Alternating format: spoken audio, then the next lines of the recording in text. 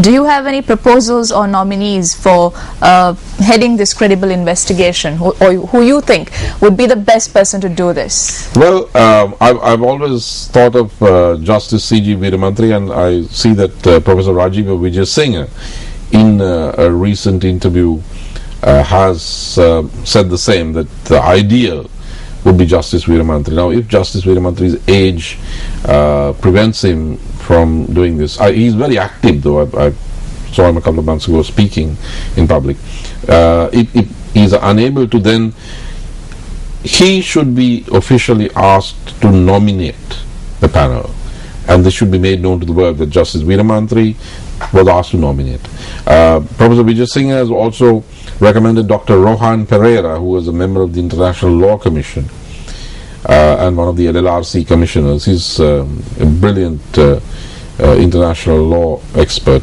I think that would also be a good name. I would say Professor Savitri Gunasekara, Dr. Radhika Kumaraswamy, Dr. Deepika Udagama.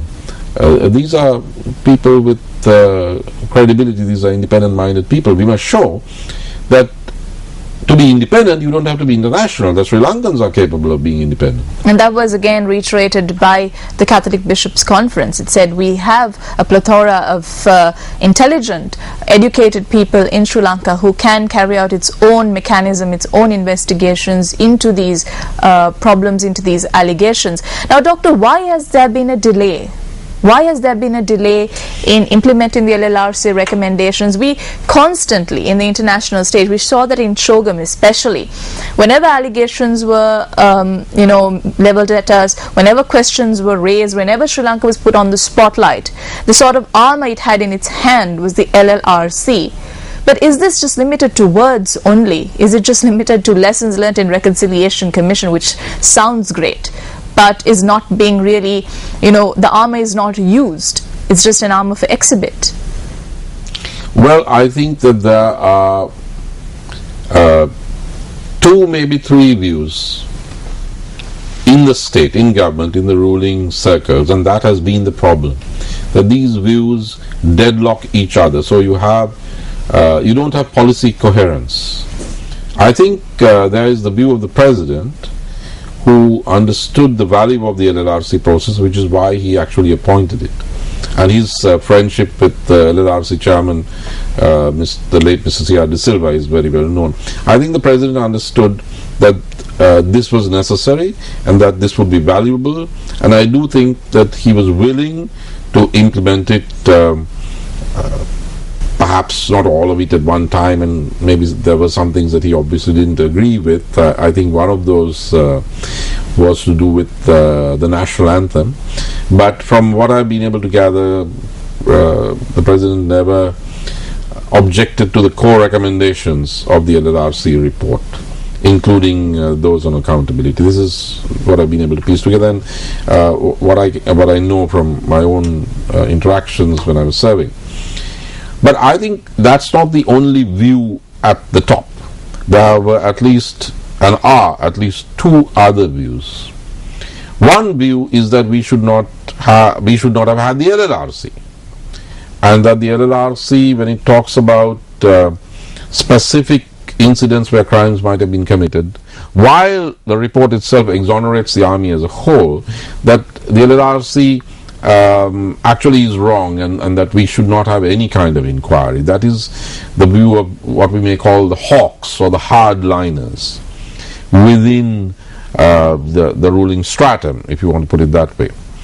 Then there is the third view. Of course, there are other many views, but these are the three main views that I see. The third view, that when everything is manageable, it's containable. We've talked to so and such country, and we know somebody here, and then Modi is going to win, and we can do a deal with someone else, and the Americans are not very keen, and the British can be, I don't know, bought off or whatever. I mean, a sense of misplaced optimism that this can be massaged away, that it's all a bluff,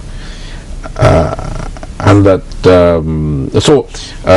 view number one, which is the President's view, has been kind of not vetoed, but watered down, delayed, even deadlocked by these other two views. And the result seems to be virtual paralysis. You have some strange initiatives, 8 videos being produced by the Ministry of Defense which are to be part of our diplomatic offensive. Now, no country which engages in a diplomatic offensive or diplomatic defensive has videos produced by its Ministry of Defense. That's not the job of a Ministry of Defense. If it is done by a Ministry of Defense, they are hardly likely to be able to produce artistic, credible videos. I mean, they can put the material together, but nowhere in the world there's a Ministry of Defense know how to produce the kind of video you can show in Paris or New York or, in the capitals that matter. It's seen as propaganda by a defense ministry. I mean, this is not the way that you conduct a diplomatic offensive. I mean, I've done it, I've seen it being done, and I've never seen one which uses Ministry of Defense or defense bureaucracy made videos. Then you have everything apart from what needs to be done diplomatically. So I think that there's a deadlock. This is why the LLRC has not been implemented. It is very dangerous. It's not new to this regime, I must say, in all fairness, because I tend to look at these from a comparative politics point of view. I stand back and I look at it, and I've seen it and even lived through it once. All of us have. You're too young to remember. President Jayatilleka's term.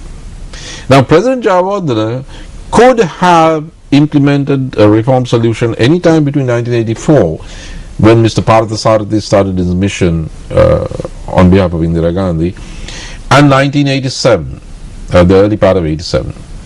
Had we done that, there would not have been an intrusion by the Indian Air Force and 70,000 Indian troops following that airdrop landing on our soil, ostensibly at the request of the Sri Lankan government.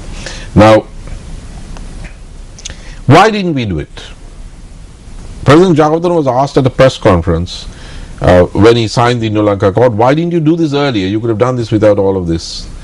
Packed press conference. And President Jayatilleka said, lack of wisdom, lack of foresight, lack of courage. He was referring to himself. He was asked, why didn't you do this before? He said, lack of wisdom, lack of foresight, lack of courage. Now, he didn't say something else which was also true. There was another factor, that in the years 84, 87, where we could have had a system of devolution which preempted foreign intervention, it was blocked all the time by the then Minister of National Security, a very educated man, an able man, Mr. Lalit Athulat Mudali. Minister Athulat Mudali always thought that we could adopt the Israeli model, that he in fact had taught in an Israeli university. He was close to the Israelis, he was close to the Americans. He knew the Secretary of Defense Caspar Weinberger personally. So he thought that with the support of the United States and with the support of Israel and Israeli experts, we could hold off the Indian pressure. And he kept telling President Jayatilleka, don't, give me another chance, I can do this, I can pull this off, we can do this. And in the end, it was obvious, the geopolitical realities were such that he couldn't. So I think that something similar is taking place now. It's not so much the personalities, it's the structures. It's the way you see the world when you're within a certain structure. Finally, it is the President Jayatilleka, and someday it will be President Rajapaksa, who have to take the decision, because they have political experience and they can see things in the round. But it's better to do it sooner than have to pay a terrible price if you do it too late. Well, on that note, we're going for a short commercial break. We'll be back with more insightful information about Sri Lanka's political situation.